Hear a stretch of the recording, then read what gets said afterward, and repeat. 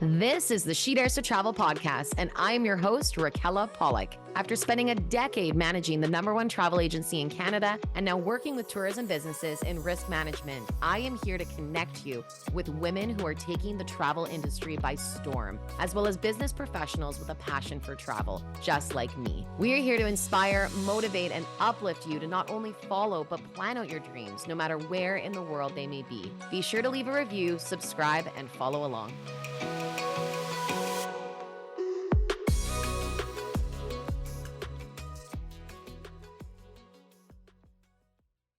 Hello, all you daredevils. Welcome back to the She Dares to Travel podcast, where we are here to chat about captivating stories of women making waves in the world of hospitality and tourism. And today we have the pleasure of introducing a true luminary in the field of an international leader whose expertise and passion have left a mark on the industry. Joining us is Victoria Dyson, the Director of Sales and Marketing at the prestigious Fairmont Empress Hotel in Victoria, where we are right now in the hotel. It is such a beauty. I'm excited to talk more about that later. She has over 25 years of experience, and her journey really is a testament to resilience, innovation, and dedication. But the influence that she has, it extends far beyond the walls of the Fairmont Empress. As an international sales and marketing leader at Fairmont Hotels and Resorts, she plays a pivotal role in shaping the guest experience across a global chain of luxury hotels. With an eye for detail and just a passion to create these memorable experiences, I am so thrilled to chat more with you today. So thank you for being here. Thank you for the wonderful introduction. That's You're just so welcome. delightful. So welcome. Well, that's all you. So it's all the things that you've done, which is great. So tell me, have you always been living in Victoria? I'm actually Victoria from Victoria. So I grew up in this wonderful, wonderful city, and super proud to call this my hometown. However, I left right after high school for a year because I wanted to get more off of the island. So, and that's actually what led me into the hospitality industry. Really? Yes. So growing up here, I grew up around this beautiful hotel, but I never worked in this hotel. So I actually took a year off after high school and went out to the Rockies just to have fun for a year. And it was just such a wonderful experience. But then I had to come back to real life, so I moved back to Victoria, went to college, went to university, but the hospitality bug was in me. And I knew that I loved just everything about it. Just about the dealing with guests and the colleagues and the teamwork that is of a hotel. And so when I sat down and said, what do I want to do with my life? You have those conversations with yourself. Mm-hmm. And I decided, what do I like to do? I mean, I think I was very aware. You want to make sure you like what you do when you do a job. And so I sat down and said, what do I like to do? And I really enjoyed being in the hotels when I was out in the Rockies in Banff.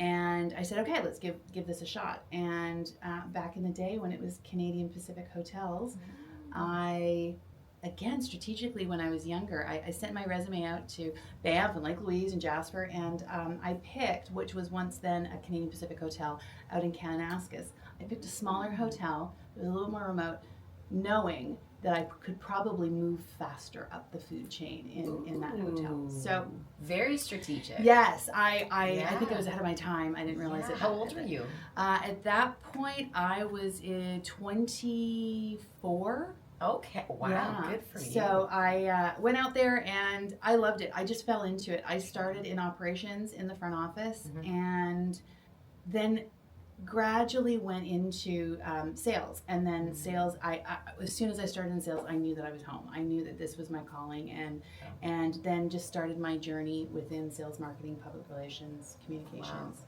and learned all of that through the hotel. I did. I'm one of that generation of a little bit of self-taught. I think back in the day when I started, hospitality was a summer job. Nobody really took it seriously. Nobody thought of it as a career, and I think that times have absolutely changed. Fast forwarding to that, there's courses in universities and colleges now. There's diplomas, and so I think that it's taken a little bit more seriously as a career and a career choice even earlier on. I think you're bang on with that too, and it is interesting. Do you find when you first were starting out, thinking of it being a career, prior to that, was it still just a summer job? I think when I made that change, when I made Mm-hmm. that change to what do I like to do and what do I want to do for the rest of my life, I didn't know that it was going to be a career, but I knew that there was going to be opportunity for me to continue on what I thought I was good at and what I liked doing. So I think in hospitality, that's also one of the beautiful things about being in the hotel world. Mm-hmm. You can start in one area, front office, food and beverage, but because a hotel is almost like a little mini city, if you prove yourself and you show interest in another area, it's easy to transition over and learn a different skill. So knowing that I had that foundation to know that if I got into it, just to see where it was going to take me, that's what I was excited about, and I didn't know that it was going to lead me into sales. Oh, so incredible. Mm-hmm. Very incredible. Now, with the travels that you've done, Mm-hmm. so a lot, it sounds like, within BC, Alberta, has this job taken you across Canada and whereabouts internationally as well?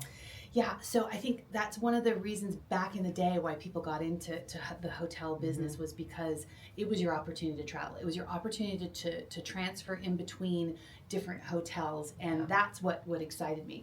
So I left Victoria. I was out in Banff, came back to Victoria, and then I went up to Whistler. So I did one resort to another. But then I got the great opportunity to join the Global Sales Network in Washington, D.C. So I transferred to DC in 1999, and I was there for 8 years, and I loved it. And being a part of the Global Sales Network, what that means in sales is I got to sell all of the portfolio. So I was selling every single one of the hotels at that point, which was Canadian Pacific, and then we transitioned to becoming Fairmont. So a lot of our hotels, so whether it was Mexico, whether it was Bermuda, all throughout the United States, I was traveling to all of those different hotels and seeing, and it was a lot of fun. Nice. It was great. I loved being in DC. I was one of the first Canadians that the company moved across the border. Wow. So I was a little bit of a trailblazer in regards to the relocation into a different country, and really enjoyed my time there. It was wonderful. How would you relate, because I in my former life was a travel agent, how would you relate a sales role like that? Is it similar, would you think, to being a travel agent, because you're booking, like, is it direct sales that you're doing, or are you doing more of a public marketing campaign? So in global sales, what you're doing is networking with the customers in your area. So my clients, when I was living in DC, were group clients, associations. What I was trying to do is get X association to hold their meeting in one of our Fairmont hotels.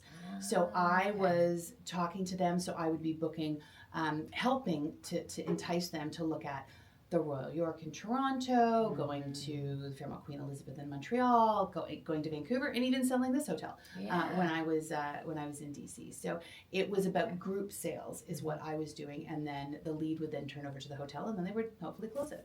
Cool. So what was your most favorite group that ever came to a hotel, do you think, or funnest, or? Ooh, that is a really great question. It's similar to the question of, well, what's your favorite hotel? Because I am going to ask you that. because every group is a little bit different. If you say what was my largest group that I booked as a salesperson, that's always near and dear to your heart. Okay, let's go. So that was booking the International Association of Firefighters into the Royal York Hotel, which was it was for their conference that was going there, and that was one of my largest groups that I booked. And I bet all the female staff were super happy. Oh, yeah. Very exciting. I would be. That's very great. exciting. And then I think it's some of the smaller groups. I mean, I think in this industry, and certainly working for Fairmont Hotels and Resorts, it's all about the experience. So when you're selling a group and they come and experience our properties, and the feeling that you give them, because we are not just a hotel. We're just not a hotel room. We're definitely an experience. And so even from some of the smaller groups, whether it's a wedding, when you're changing somebody's life, you're turning a moment into a memory for somebody that comes into our hotel. I think that's that emotional connection that you have with the group or the customer, because Our loyalty, our clients, our guests, they love us and they want to keep coming back, and they have stories about our hotels. And so it's bigger than just the group. It's really about that connection with the guest. It is. And it even goes back that it sounds like it's bigger than the travel agent experience that you get. You still care so much about the trips, but it's so broad, where this is so specific to each hotel, very personal, Yes. and making sure that their experience is something that's memorable. Correct. Yeah, and even the big thing too with the women that I do speak to, it always falls under the line of passion. So it's always the passion for hospitality, for tourism, that's gotten you to where you are, Right. but then that keeps you there, Right. and keeps you growing, which is really unique and incredible for where it is. So with the different hotels, I won't ask which one's your favorite, but I will ask which one has left maybe the most incredible experience for you, or memorable moment for you. You know, I say it all the time to the colleagues that we work with here. I go to every orientation and try to welcome them and explain everybody's role in people's experience. It's when you felt taken care of. I have a very, I've traveled a lot with my job, personally, professionally, with my family, with our hotels. And it's when you're probably most vulnerable that you remember it. I remember being so sick. And it was at the Fairmont Banff Springs, and the attention and the care and what they did to make things special for me, so that we were feeling better. You always remember that. It's those little things that you remember. It's the little touch points that you remember. Being at the Fairmont Olympic in Seattle, and my son, who was 5, left a tiny little stuffed animal at our table at our restaurant, and the server went and got it, but didn't just deliver it back to the room. Put it on a silver tray and put a whole bunch of little candies all the way around it and a little note, and then put it back in the room. Those are the things that I think as a woman, if you hit my heart, I will remember it forever. That's very well said. And I even last night got a personalized note from the turn down person, Frankie, who gave me, because I have my book next to the bed, and he gave me 2 bookmarks and said, "Hope you had a wonderful day. Lovely. Here's some bookmarks." And I was just taken aback, and I was like, "Oh, thanks, Frankie." Like, it's so thoughtful. It's the little things. It's the little things. Right. I agree. It's so important. Yes. What's something that you would say, I mean, that's an incredible example of something being like a little thing. For a larger scale, for, a group, what's something special that typically can be done for a group? I think it's whatever is important to them. So that's really where we try to be clever and creative in all of our hotels about what is important, because we're a little bit of the vehicle. So if someone is entrusting us with their incentive, where they're bringing their salespeople to reward their salespeople in our hotels, it's not about what we want to do. It's about what did they want to do. And I was just having, that's the fun part about my job, is coming up with clever and creative ideas of what could we do, what can we do, what should we do. And I always am trying to push the boundaries of why not? Why can't we do that? Can we have somebody rappelling off the top of the president and the CEO rappelling off the top of the roof of the building? Or my latest phone call was, how much is it for a drone display in the inner harbor for us if we want to spell out someone's corporate name? Or so it's always about the innovation, but at the end of the day, it's about what does the customer want. So how can we make them look good and make their attendees feel special? Oh, I love it. And obviously having a team that you work with, directing them, it's infusing that right into everything that they do too. The creativity, making them think outside the box too, with all the customers and guests that come. There was something that somebody gave me a quote early on in my career, and it was about, you're already at no, meaning if you don't ask, you're already at no. So when I start hearing, I try to push that onto the team, it's like, think bigger. Yes. You're already at no. Can we do this? I don't know. Let's ask. Let's try. Let's see it. Because you're already at no unless you ask the question, and maybe it'll take you down a different path. But you need to explore it. Don't have a limitation without even trying. You are speaking my language. Absolutely. And it's something that my dad actually said to me when I was growing up. And he was sales and marketing manager for a radio station, boisterous, larger than life, very creative. And he always would say, Raquel, go ask, or I wanted French fries at McDonald's. I always go back to the story, but I did. And he said, well, why don't you go ask for them? I'm like, but I don't have any money. He's like, well, go ask, see what you get. I was like 5 or 6. And sure enough, they thought I was cute. They gave me free French fries. And that was like my little lesson to be like, oh, I just have to ask. It doesn't always mean yes. Right. You never know. Right. And I think that's so important. I mean, we are on International Women's Day. Mm-hmm. It is here. I am excited, and I think it's so important for businesses to acknowledge women in the workplace, yes. Not just on today, but as a whole. And really, I think the biggest thing for me is be grateful that we're here, because there's still countries where women aren't allowed to work or have a voice. So I'm curious, with the women that you do work with, how has this career in sales, how has it helped them maybe come out of their shell or learn the art of it's okay to ask? I take this very seriously. Mm-hmm. I take it I'm very passionate about it, and I think I'm in a place where I have the opportunity to give advice, to provoke, to encourage, to support other women that I see that work in our building, but also in our industry. And, I've been for 3 decades with this company. So I've seen this evolve over time. And I've seen probably in the last 10 years, it's become more important. It's become more vocal. We have more of a voice. I see more confidence in women to be having a bigger, stronger voice.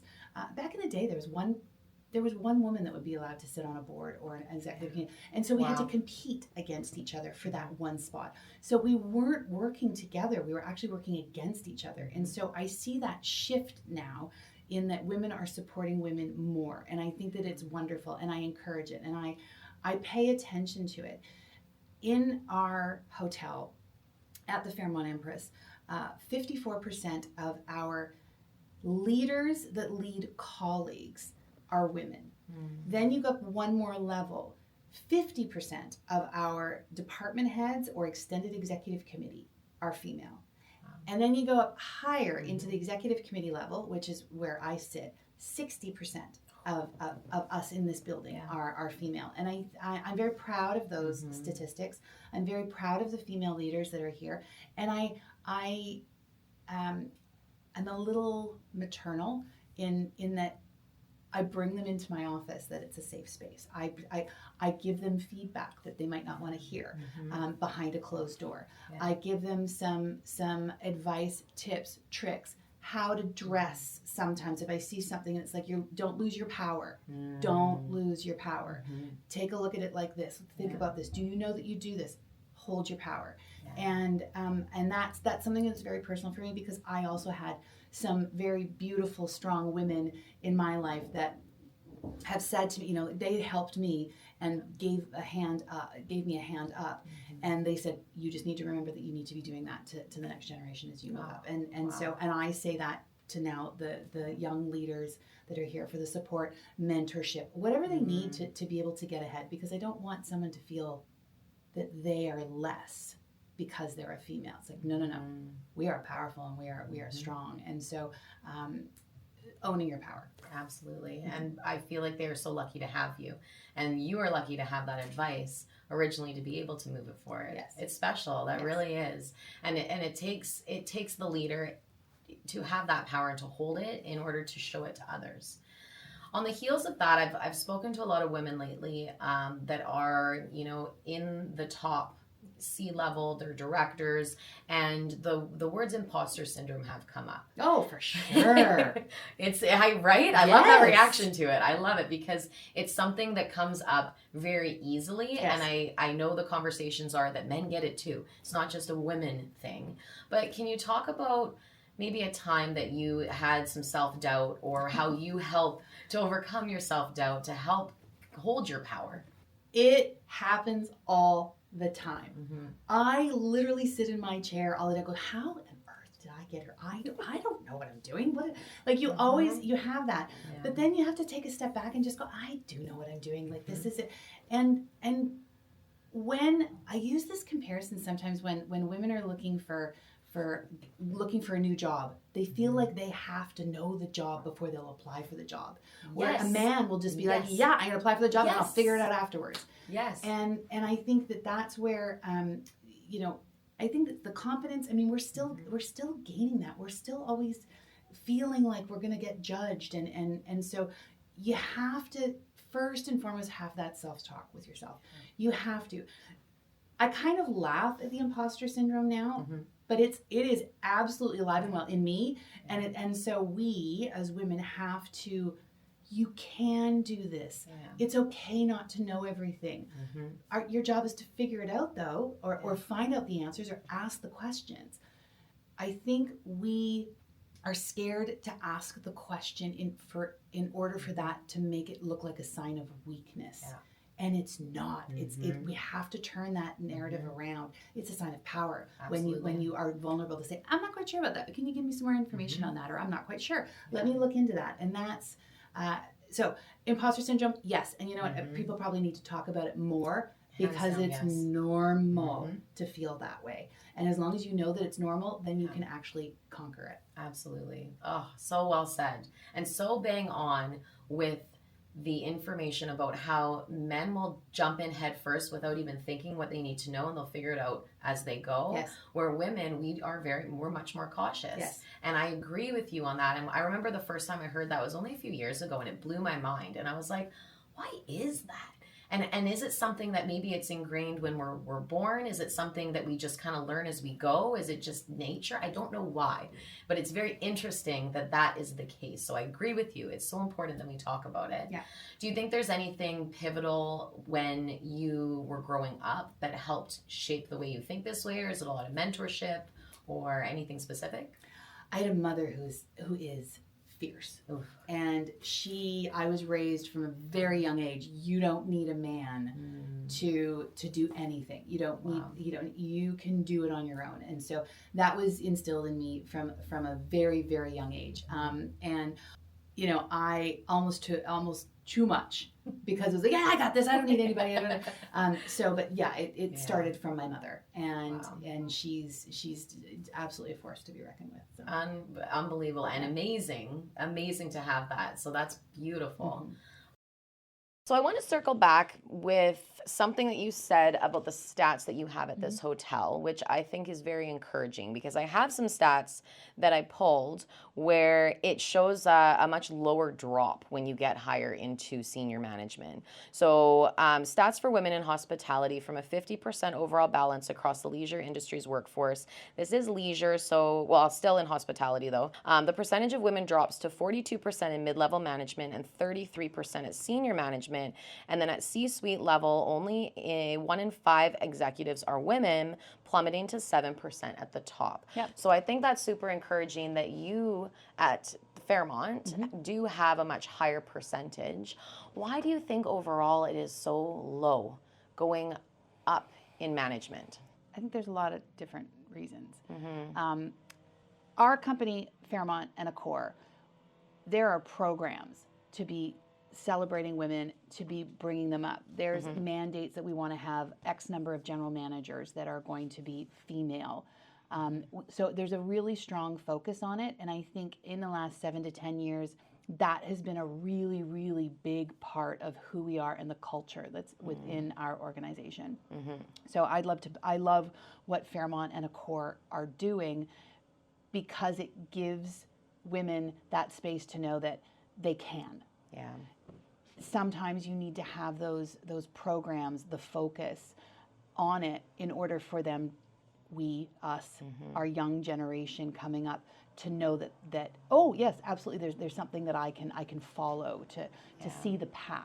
Yeah. Because if you don't have that, then you're sort of within your own space, you're in your own industry, you don't see the path. I think men have always had a path, or they can see the path, or there's other men that are showing them the path. Yeah.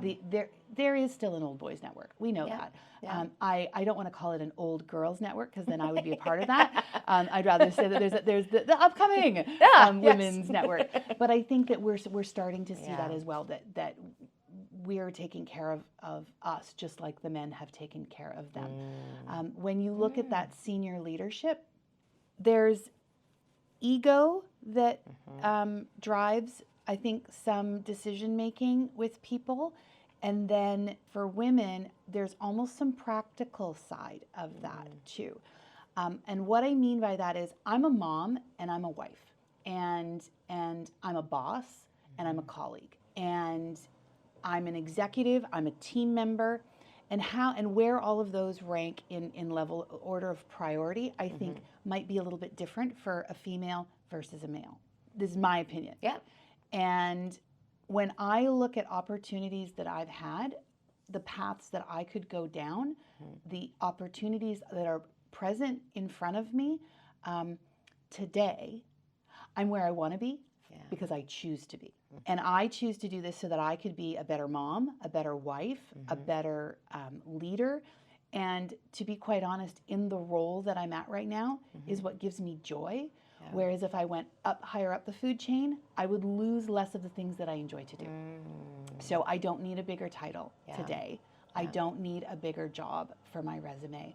I want to have a great life, be a great mom, be a great leader, be a great wife.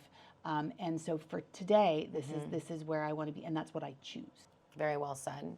And there's a fulfillment in that too. Yes. And there's something to be said about being able to say no to certain opportunities and things that don't align with where you are right now, or align with how you want to live your life and be a great mother and wife and all of the above too. And it's no disrespect, and again, I'm doing gross generalizations because I think that some of our male colleagues, they're like, yes, I'll go, and then the family follows.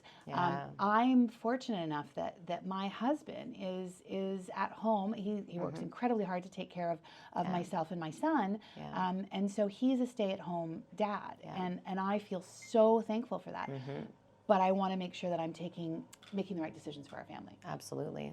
Well, and I think that even needs to get normalized more. Yes. Stay-at-home dads, equal share. And there's like, I know a woman in Kelowna where I'm from, and they have that lifestyle, and it's interesting how people's reactions usually come to it when it's said, but I think it's beautiful.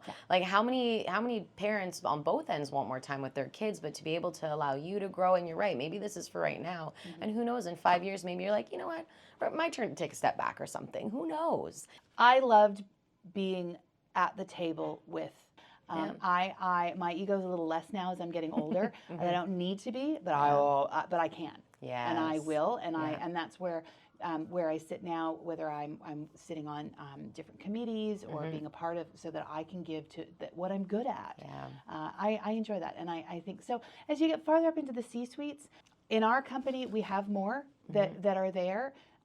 It's a focus. I love to see the senior VP titles, and I love to see the CEO titles, and I think that our parent company, Accor, does celebrate that. You know, we're still working on the ratios. I get it, and it'll be a constant, but I can imagine how far it's come from before to where it is now. Yes. And it's the big thing that it's the trailblazers like you, it's the women that are advocating continuously, and who knows the giant leaps we're going to make in 20 years plus. Right. And how we continue to move forward and not fall back. So that's really exciting. Oh, I like that you can hear that. We're in the harbor. We're in the harbor. I absolutely love it. With the career that you've had in hospitality, what do you think is the biggest challenge that you've had? Well, and that segues beautifully into it, because I think work-life balance is always going to be something that is a challenge. I think as women, I have mommy guilt. I have, you're constantly trying to juggle for everyone, and then you tend to lose a little bit for yourself, or a lot, depending on where you're at. And so needing to be making sure that you're taking care of your personal stakeholders is so important, and the work-life balance is always something that you're striving for, and so that you're giving enough to everybody to still continue to be on your A game. Absolutely. Well said. With the flip side of that, what do you think is something you've been most proud of with your career? I was thinking about that today, and there's these little pockets that I'm proud of. I mean, I ran the Marine Corps Marathon, and I don't run, and that was like a personal goal for myself. And so to say that I did that tick. I was 8 months pregnant when the 2010 Winter Olympics were hosted in Whistler, when I was the director of sales and marketing at the Fairmont Whistler. And so I was, motoring around with a huge belly and dealing with the Olympics at the same time, which was fantastic. But I think the thing that I'm most proud of is because how long I've been with the company, I look around the company and see some of these amazing colleagues. Not just females, but I have a special affinity for the females. To see where they've grown, to see where they are. That I worked with them. Maybe I had a teeny little bit to do with some of their success within the company. And because I've been with the company for so long, they're around the world now, and I'm so proud of the teams that I've worked with, and to see them grow within the industry, within our company.